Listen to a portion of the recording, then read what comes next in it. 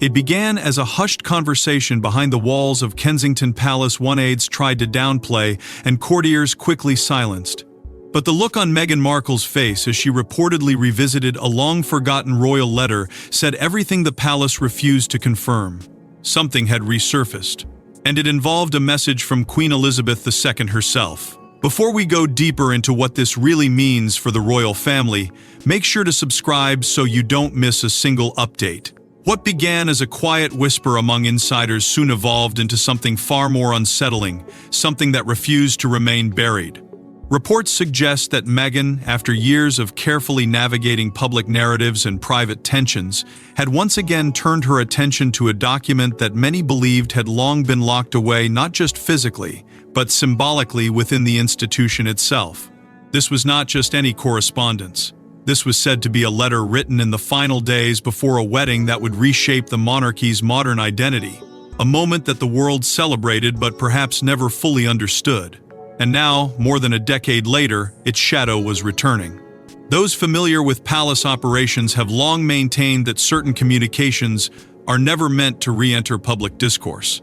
They are archived, protected, and in many cases, deliberately forgotten. Yet insiders whisper that this particular letter was different from the beginning. It wasn't simply ceremonial or congratulatory. Various interpretations suggest it carried a tone that blended warmth with unmistakable gravity, as if acknowledging not only the significance of the union but also the weight of what lay ahead.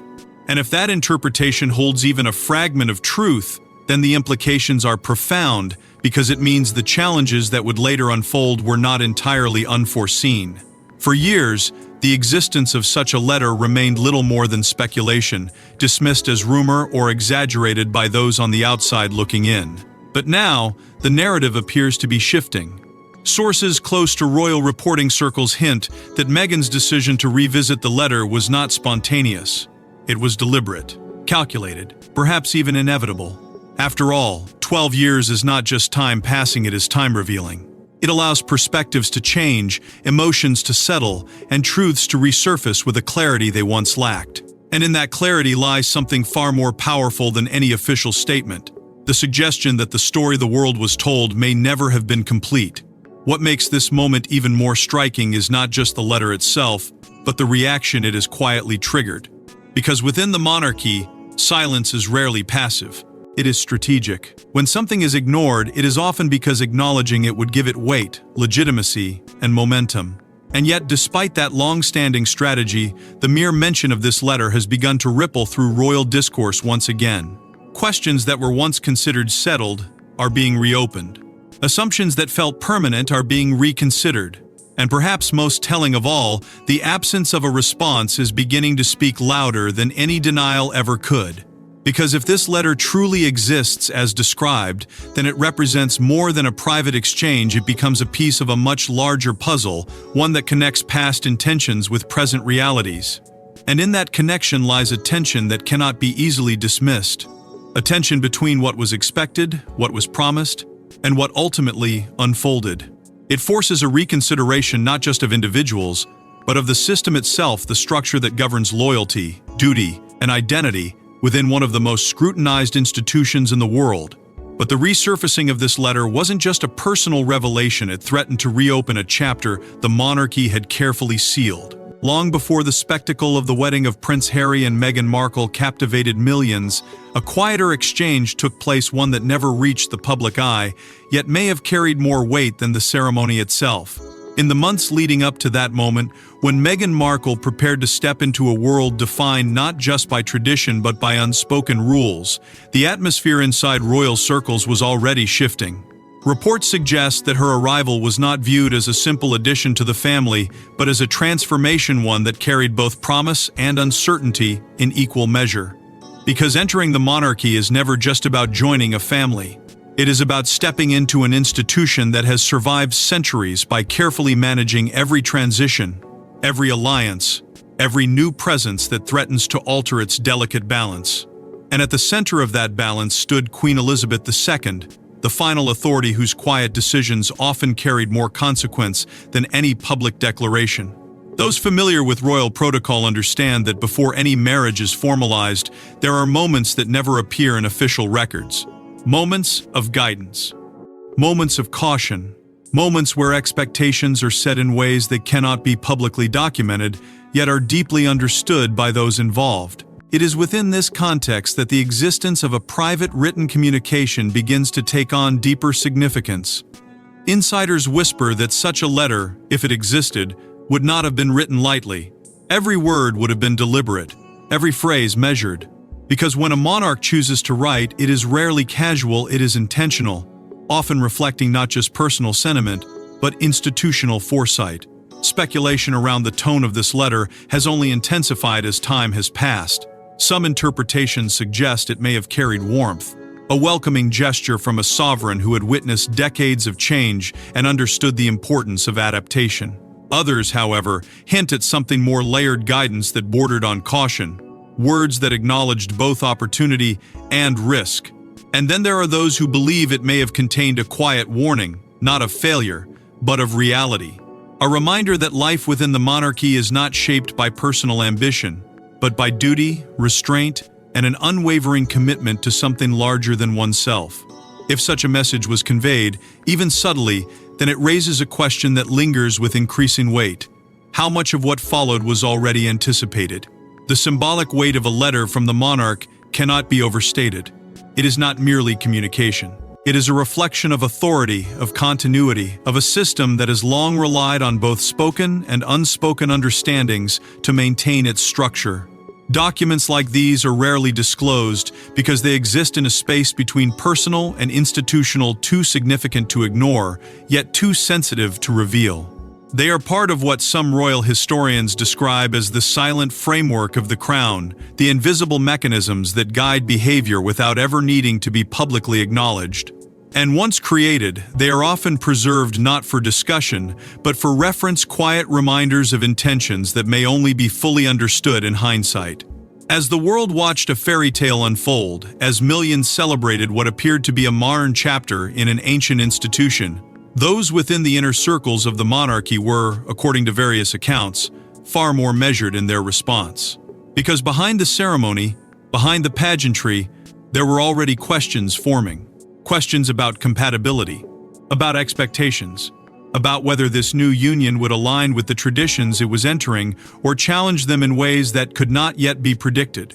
And it is within those unanswered questions that the significance of the letter begins to deepen, transforming it from a private exchange into something far more consequential. Because if that letter truly existed, and if its contents carried even a fraction of the weight now being suggested, then it was never just about a wedding. It was about what came after. It was about the path ahead, the pressures that would follow, and the choices that would ultimately define not just a relationship, but a legacy.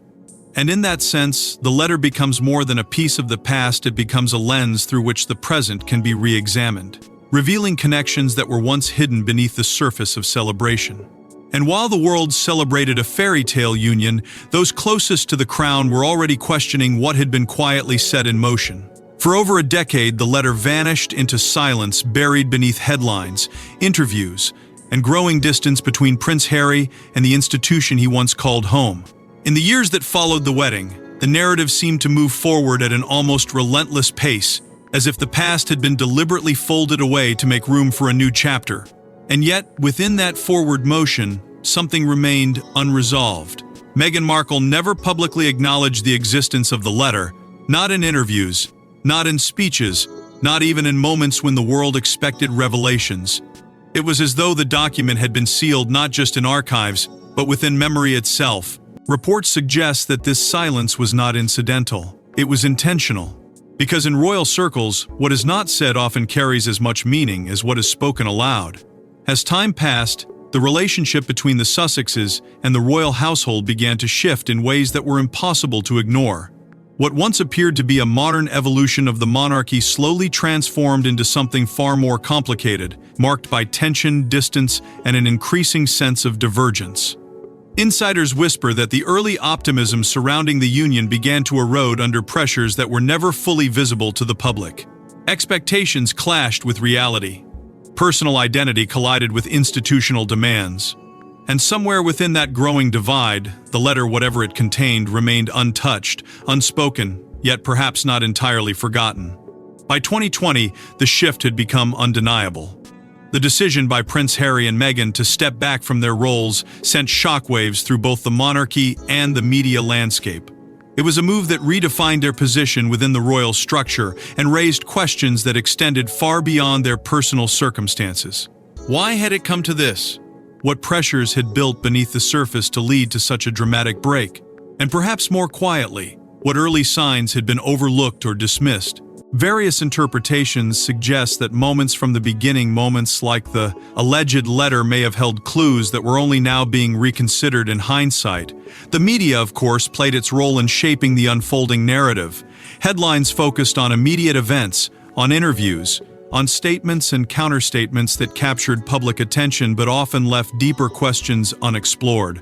The past was overshadowed by the urgency of the present, and earlier interactions were reframed through the lens of ongoing developments. In that environment, the letter became increasingly distant, almost irrelevant to the story as it was being told.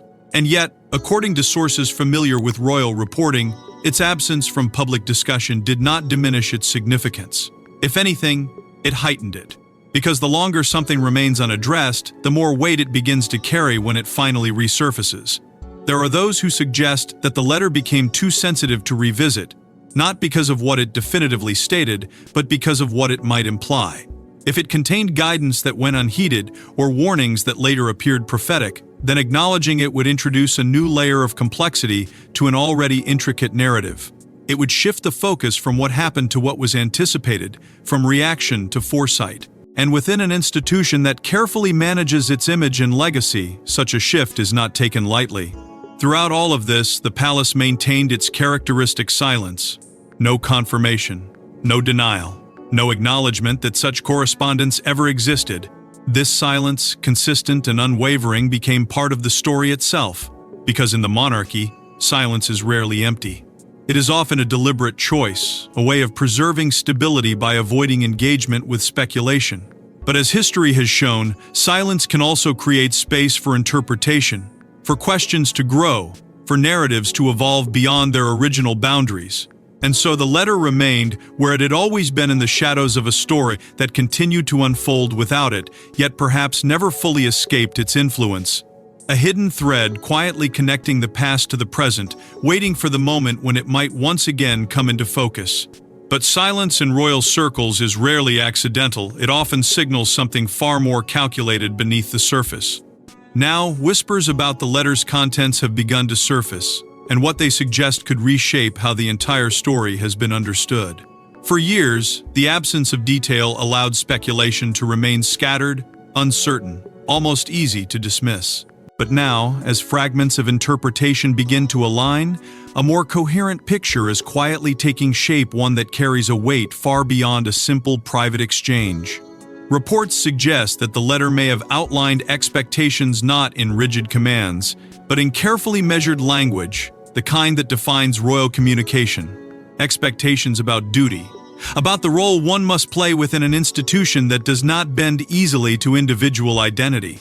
And if that was indeed the tone, then the letter becomes something far more significant than anyone first imagined. It becomes a blueprint of understanding, one that may or may not have been fully embraced.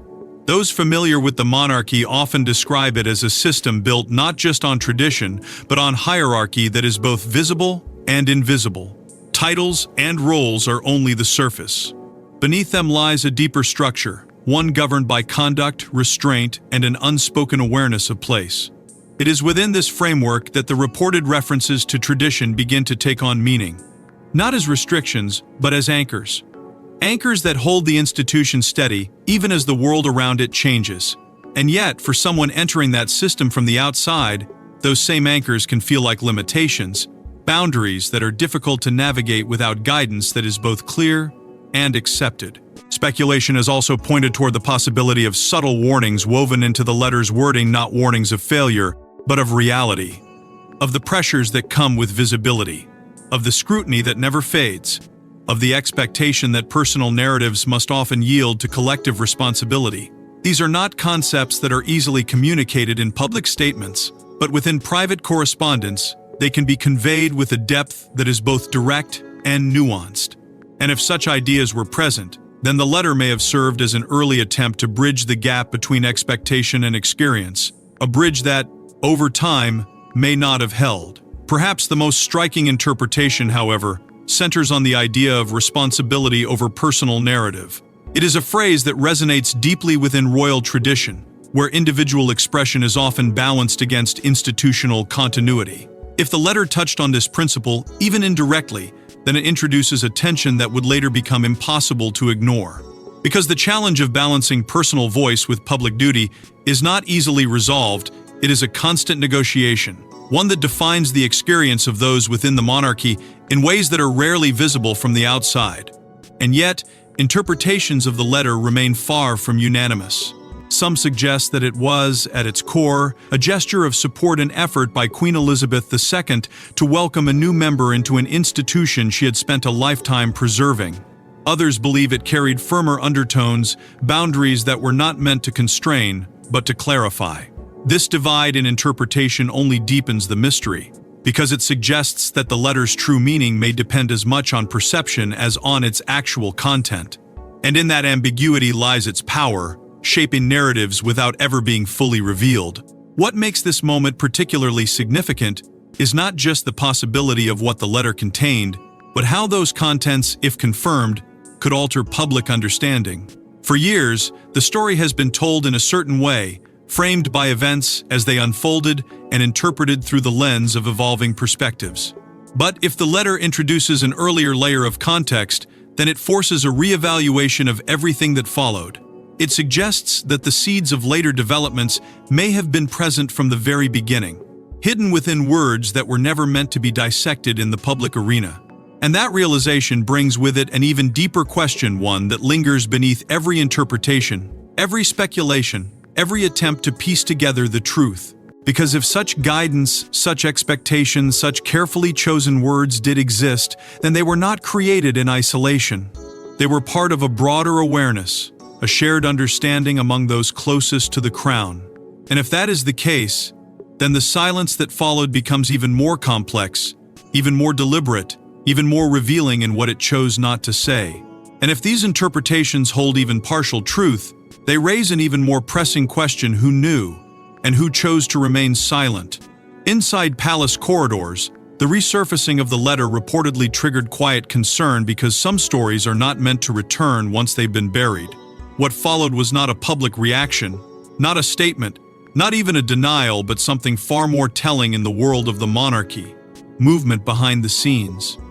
Reports suggest that conversations began almost immediately, not in grand meeting rooms or official settings, but in the quieter, more controlled spaces where sensitive matters are addressed without record.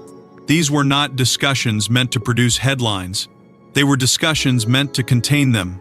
Because when a narrative thought to be settled begins to shift, the first priority is not explanation, it is control. And insiders whisper that this situation was no different. At the heart of these alleged discussions was a growing concern, one that extended beyond the letter itself. It was the risk of reopening a chapter that had been carefully managed, perhaps even deliberately simplified, for public understanding. Royal history, as many observers have noted, is not just a record of events, it is a narrative, one that evolves through selective emphasis and strategic silence. And when something threatens to disrupt that balance, it is treated with a level of seriousness that rarely becomes visible to those outside the institution. The resurfacing of this letter, with all its implied context, carried precisely that kind of risk. Sources familiar with royal operations suggest that senior figures were quietly briefed as speculation intensified, not necessarily because they needed new information, but because they needed alignment. Alignment on what was known, what was assumed, and perhaps most importantly, what would remain unaddressed. In a system where continuity is paramount, even the smallest shift in narrative can have broader implications. And if this letter had the potential to introduce new interpretations of past events, then those implications could extend far beyond a single moment, influencing how the monarchy itself is perceived. The institution's long-standing policy of non-response became, once again, its most powerful tool. No confirmations were offered, no denials issued. The silence remained intact, unbroken, deliberate. But as has often been the case, that silence did not prevent speculation, it intensified it. Because in the absence of clarity, interpretation fills the void. And with each passing day, the questions surrounding the letter grew more pointed, more persistent, more difficult to ignore. Why had it remained hidden for so long? Why was it being referenced now? And what did those closest to the situation truly understand that had never been publicly shared? Meanwhile, outside the palace walls, the media landscape began to shift. Reports emerged, interpretations multiplied, and the story took on a momentum of its own.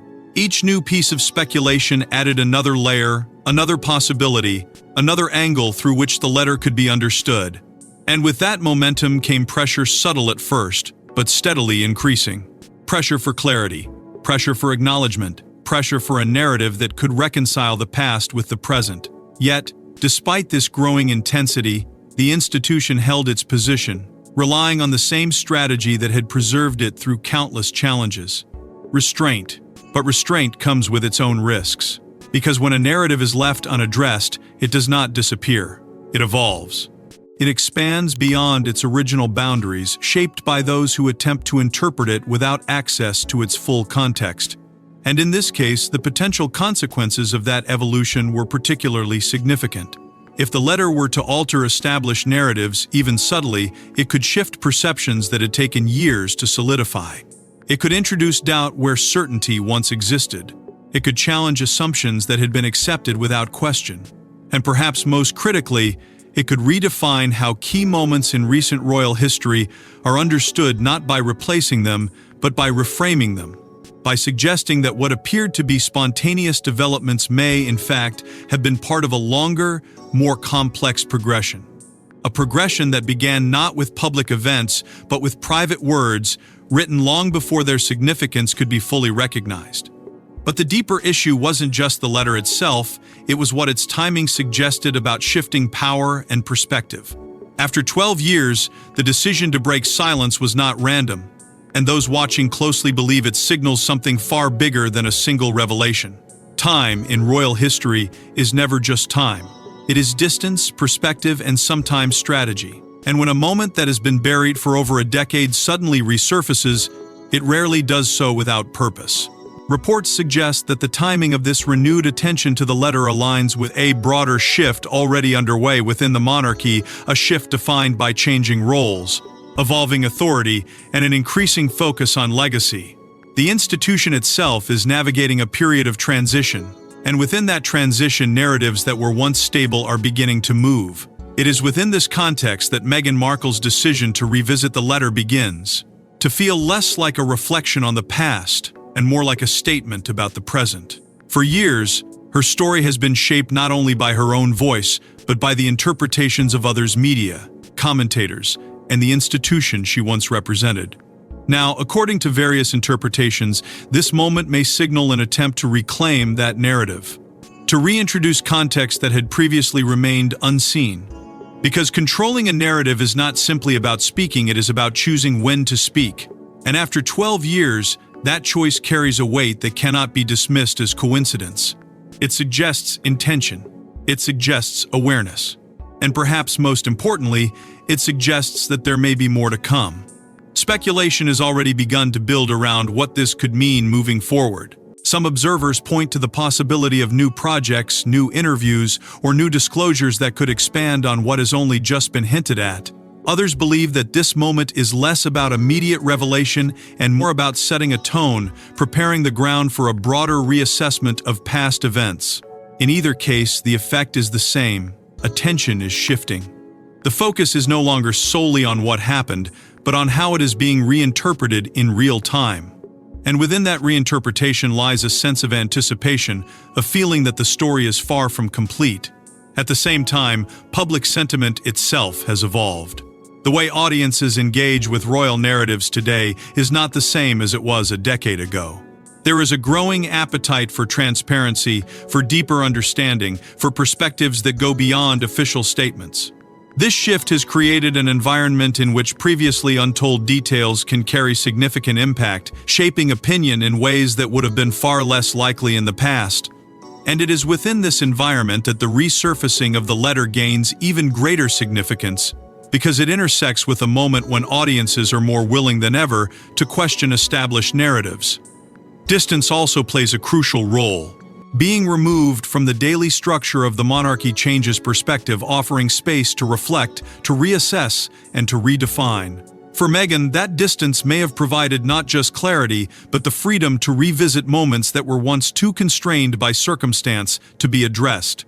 Insiders whisper that such distance often transforms memory, allowing details to emerge with a sharper focus, unfiltered by the pressures of immediate expectation. And if that is the case, then this moment is not just about looking back, it is about seeing the past in a way that was not previously possible. But perhaps the most compelling question is not why now, but what next? Because in royal narratives, revelations rarely exist in isolation. They are part of a sequence, a progression that unfolds gradually, each piece building upon the last. If the letter is now being brought back into discussion, even indirectly, then it may represent the beginning of something larger, a series of disclosures that could reshape how this chapter of royal history is understood. And with that possibility comes a tension that is impossible to ignore, a sense that the story is entering a new phase, one defined not by silence, but by selective revelation. Because in royal history, one disclosure rarely stands alone, it often opens the door to something far more consequential. If the letter truly exists as described, its significance extends far beyond a single moment. It becomes part of the monarchy's evolving legacy. Because legacy within the House of Windsor is never confined to public ceremonies or official declarations. It is shaped just as powerfully by what remains unseen, by the quiet decisions, the private words. The documents that never reach the public eye yet continue to influence events long after they are written. And in that sense, any correspondence attributed to Queen Elizabeth II carries a weight that does not diminish with time. If anything, it grows stronger. Her influence, even after her passing, continues to define the boundaries of the institution she spent a lifetime preserving. Not through presence, but through precedent. Not through voice, but through the structures she left behind. And if this letter is indeed part of that legacy, then it becomes more than communication, it becomes continuation. There is a reason why private guidance within the monarchy holds such enduring power. It operates in a space that is both personal and institutional, shaping individuals in ways that are rarely visible but deeply felt. Those who enter the royal family do not simply inherit titles, they inherit expectations, responsibilities, and a framework that has been carefully maintained across generations. And within that framework, guidance is not always delivered publicly. It is often conveyed in ways that allow for interpretation, for reflection, for internalization. If the letter served that purpose, then its impact would not have been immediate or obvious. It would have unfolded over time, influencing decisions, shaping responses, and perhaps even foreshadowing challenges that would later emerge. What makes unseen documents so powerful is their ability to define narratives without ever being directly acknowledged. They exist beneath the surface, informing perspectives without requiring validation. And when they finally re-enter discussion, even indirectly, they have the potential to shift understanding in ways that are both subtle and profound, because they introduce a layer of context that was previously missing, a dimension that complicates what once seemed straightforward. In this case, the letter may represent exactly that, a missing piece that invites a reevaluation of events, not as isolated incidents, but as part of a broader, more intricate progression. This, in turn, highlights one of the most enduring tensions within the monarchy: the contrast between public image and private reality. What the world sees is carefully curated, presented with clarity and consistency. But behind that image lies a far more complex truth, one shaped by conversations, decisions, and moments that are never meant to be disclosed. The letter, if it exists as described, sits precisely at the intersection of these two worlds. It is both part of the private reality and, now, increasingly part of the public narrative. And that transition is not without consequence, because it challenges the boundary that the institution has long worked to maintain. Controlled storytelling has always been central to the monarchy's stability. It is how continuity is preserved, how uncertainty is managed, how the institution adapts without appearing to change. But when elements of that story begin to surface outside of that control, the balance becomes more difficult to sustain. The letter, in this context, is not just a document, it is a symbol of how much remains unseen, how much remains unspoken, and how easily the narrative can shift when even a small piece of that hidden world comes into view. And perhaps that is why this moment feels so significant.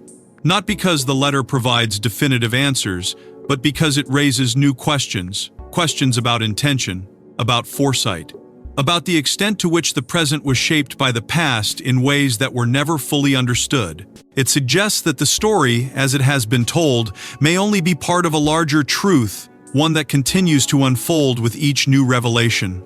And as the past begins to resurface, the monarchy faces a familiar challenge, protecting tradition while confronting revelation.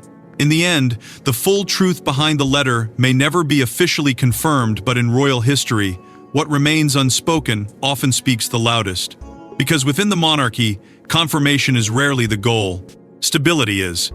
And stability is often preserved not through clarity, but through careful restraint. The palace, as it has done for generations, is unlikely to verify or deny the existence of such a letter. Not because it lacks awareness, but because acknowledgement itself would shift the balance. Reports suggest that this silence is not avoidance, it is strategy. A strategy rooted in the understanding that once a narrative is officially engaged, it can no longer be controlled in the same way. And for an institution built on continuity, that loss of control is a risk rarely taken. This leaves the public in a space that is both compelling and uncertain, piecing together fragments, interpreting insider claims, and searching for meaning within what is left unsaid. Over time, this process becomes part of the story itself. The absence of definitive answers does not diminish interest, it intensifies it. Because when clarity is withheld, imagination fills the void. And in the case of royal history, that imagination is often fueled by decades of precedent, by the knowledge that behind every visible moment lies a series of invisible decisions that shaped it. The mystery surrounding royal communications has always been one of the institution's most enduring features. Letters, conversations, private exchanges, these are the elements that rarely reach public view, yet carry immense significance. They form a hidden layer of history, one that is preserved but not shared, understood but not explained. And when even a suggestion of such a document emerges, it disrupts that carefully maintained boundary between what is known and what is only inferred. The letter, in this context, becomes more than a subject of speculation. It becomes a symbol of that hidden world, a reminder that the full story is often far more complex than what is presented. Speculation, of course, is not new to the monarchy. It has long been part of the public's relationship with the institution, a way of engaging with a system that reveals only what it chooses. But moments like this amplify the dynamic, drawing renewed attention to the spaces where information is absent. And it is within those spaces that fascination grows. Because the monarchy is not just followed for what it reveals, it is followed for what it withholds. The tension between those two elements is what sustains its mystique, what keeps audiences returning, questioning, interpreting, searching for meaning in every subtle shift. Meghan Markle's decision to reference the letter, even indirectly, has acted as a catalyst in this process. It has not provided answers, but it has reopened questions. It has not clarified the past, but it has invited it back into discussion. And in doing so, it has shifted the focus from certainty to possibility, from established narratives to emerging interpretations. This is where its true impact lies, not in what it confirms, but in what it suggests. Because suggestion in royal discourse can be just as powerful as declaration. And then there is the lingering possibility, the one that quietly underpins everything, that this letter may not be the only document of its kind. That within the archives, within the private collections, within the carefully preserved records of the monarchy, there may be other pieces of correspondence, other moments of guidance, other fragments of history that have yet to surface. If that is the case, then the story is far from complete. It is still unfolding, still waiting, still shaped by elements that remain just out of reach. Because in the House of Windsor, the most powerful stories are rarely the ones announced, they're the ones that wait quietly to be discovered. Thanks for watching. Please don't forget to like and subscribe, and we will see you in the next one.